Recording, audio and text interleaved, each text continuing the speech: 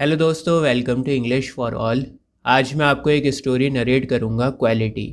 और इस कहानी को लिखा है जॉन गाल्सवर्दी ने। दोस्तों, ये कहानी है दो भाइयों की जिन्हें जैसलर ब्रदर्स कहा गया है। जैसलर ब्रदर्स जर्मन शू मेकर्स हैं। जर्मनी में इनकी एक छोटी सी जूतों की दुकान है।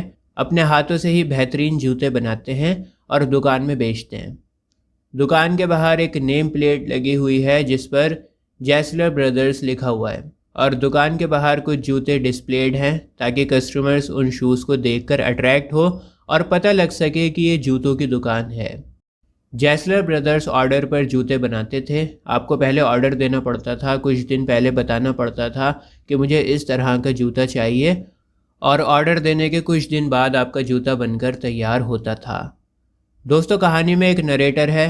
नरेटर यानी जो कहानी को सुनाता है, नरेट करता है।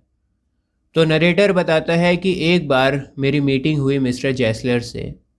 नरेटर कहता है कि जैसलर ब्रदर्स की दुकान पर बहुत कम जाना होता था, क्योंकि जब भी आप इनसे जूते बनवाओगे तो वो इतनी बढ़िया क्वालिटी के होते थे कि सालों तक चलते थे। दुकान पर जाने की ज़रूरत ही नहीं पड़ती थी। भाई, जब जूता फटेगा, ख़राब होगा, तभी तो दूसरा बनवाने जाओगे ना दुकान पर। अब आपने जूता बनवाया और वो ठीक ठाक चले जा रहा है, तो फिर आप दुकान पर क्यों जाओगे। तो जैसलर ब्रदर्स इतना बढ़िया जूता बना के देते थे कि वो काफ़ी टाइम तक चलता था, और इसीलिए नरेटर बहुत कम बार उनकी दुकान पर जाया करता था। तो एक दिन नरेटर जैसलर ब्रदर्स की दुकान पर जाता है और कहता है कि सर, मुझे रशियन लेदर शूज़ चाहिए। मिस्टर जैसलर नरेटर को रशियन लेदर शूज़ बढ़िया क्वालिटी में लाकर दिखाते हैं। नरेटर को पसंद आ जाता है जूता। वो कहता है, ठीक है सर, ऐसा ही जूता आप मुझे बनाकर दे दो और मैं आपसे 15 दिन बाद आकर ले लूँगा। ठीक है, रशियन लेदर शूज़ का ऑर्डर दे देता है। कहता है कि ऐसा जूता बना दो और 15 दिन बाद आकर मैं ले लूँगा। दोस्तों, वक्त बीता। एक दिन नरेटर दोबारा से जैसलर ब्रदर्स की दुकान पर गया और कहा कि सर, मैंने लास्ट टाइम जो जूता परचेज़ किया था आपकी दुकान से, उसमें ना थोड़ी सी आवाज़ आ रही है, चरमराहट हो रही है। ये बात मिस्टर जैसलर को हज़म न हुई। थोड़ी देर तक सोचने के बाद उन्होंने कहा, ठीक है, अगर ऐसी बात है तो आप एक काम करो, मुझे लाकर दिखाओ जूता। मैं पहले जूता देखूंगा क्या दिक्कत आ रही है उसमें। अगर वो रिपेयर हो सकता है तो पहले उसको रिपेयर करूंगा। अगर रिपेयर नहीं हो सकता तो फिर मैं आपका पूरा पैसा वापस लौटा दूंगा। तो यहाँ से हमें पता लगता है कि जैसलर ब्रदर्स बहुत ज़्यादा ईमानदार बिजनेसमैन हैं। वो कहते हैं कि मैं देखूंगा, अगर मेरे प्रोडक्ट में कोई ऐसी कमी हुई तो मैं आपको पैसा वापस दे दूंगा। अगले दिन नरेटर दोबारा से जैसलर ब्रदर्स की दुकान पर जाता है एक नया पेयर ऑर्डर करने के लिए। लेकिन इस बार क्या होता है, नरेटर ने इमरजेंसी में किसी और ब्रांड का जूता बाय कर लिया था, और नरेटर ब्रांडेड शूज़ पहनकर जाता है उनकी दुकान पर। किसी और कंपनी का जूता पहनकर जाता है जैसलर ब्रदर्स की दुकान पर। मिस्टर जैसलर देखते ही पहचान जाते हैं कि नरेटर ने जो जूता पहन रखा है वो मैंने नहीं बना रखा। मिस्टर जैसलर जूते को एक जगह से दबाते हैं और वहाँ पर नरेटर को पेन होने लगता है। मिस्टर जैसलर कहते हैं कि ये बड़ी बड़ी कंपनीज लाखों रुपया एडवर्टीज़मेंट पर खर्च करती हैं और कस्टमर्स को उन एड्स से अट्रैक्ट होकर फंसाती हैं। इनके प्रोडक्ट्स को ख़रीद लेते हैं कस्टमर्स बेचारे एड्स में आकर, लेकिन इनके प्रोडक्ट्स में क्वालिटी नहीं है। नरेटर मिस्टर जैसलर को समझाता है कि मैंने बड़ी मजबूरी में ये जूता ख़रीदा, मुझे इमरजेंसी थी, वरना मैं तो आपसे ही जूता बनवाता हूँ। जैसलर ब्रदर्स ने जो जूता नरेटर को बनाकर दिया था वो लगभग 2 साल तक चला। 2 साल के बाद जब नरेटर जैसलर ब्रदर्स की दुकान पर दोबारा से गया तो उसे एक शौक लगा। दुकान पर 2 भाई बैठा करते थे, तो जो जैसलर ब्रदर्स का बड़ा वाला भाई था ना, उनकी डेथ हो चुकी थी। अब पूरी दुकान की जिम्मेदारी उनके छोटे भाई के ऊपर आ गई थी। पूरी दुकान छोटे भाई संभाल रहे थे। ये देखकर नरेटर को काफ़ी दुख हुआ और उन्होंने बहुत सारे पेयर्स ऑर्डर करे जूतों के।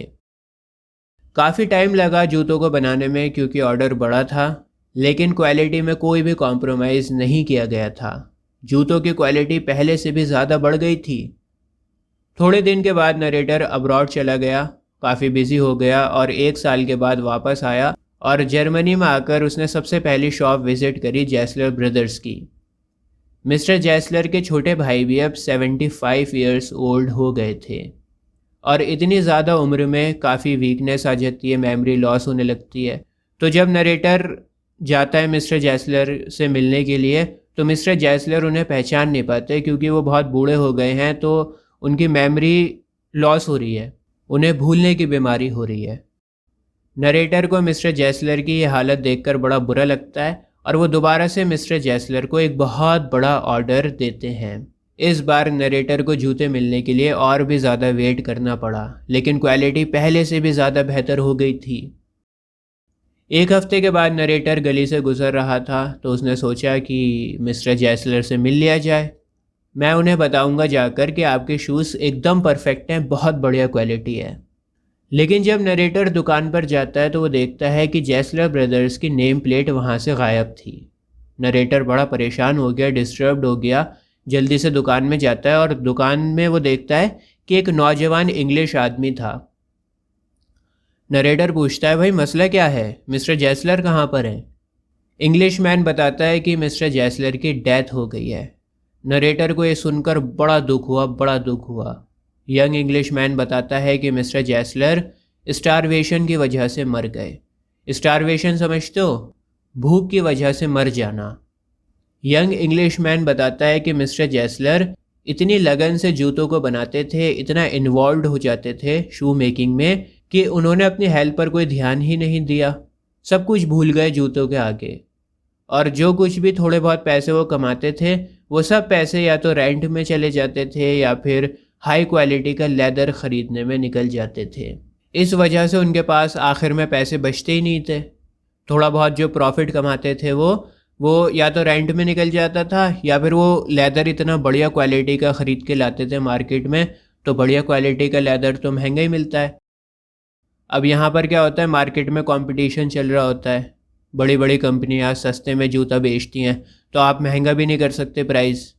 और मिस्टर जैसलर क्वालिटी में भी कोई कॉम्प्रोमाइज़ नहीं करते थे, तो इस वजह से उनका मार्जिन कम होता गया और एक टाइम ऐसा आ गया कि वो स्टारवेशन की वजह से मर गए, भूखमरी की वजह से मर गए। नरेटर और इंग्लिश मैन दोनों इस बात से एग्री करते हैं कि जैसलर ब्रदर्स बहुत ही शानदार जूते बनाते थे। दोस्तों यहाँ पर मैं आपको बताना चाहता हूँ कि ये कहानी 1922 में पब्लिश हुई थी। देखिए वो दौर था इंडस्ट्रियलाइजेशन का, बड़ी बड़ी मशीन्स आ गई थीं, चमक धमक वाले एड्स चल रहे थे और क्वालिटी की जगह क्वांटिटी पर फोकस किया जा रहा था। ये बात आप नोट कर लेना, बहुत अच्छे मार्क्स मिलेंगे आपको। क्वालिटी की जगह क्वांटिटी पर फोकस किया जा रहा था इंडस्ट्रियलाइजेशन में।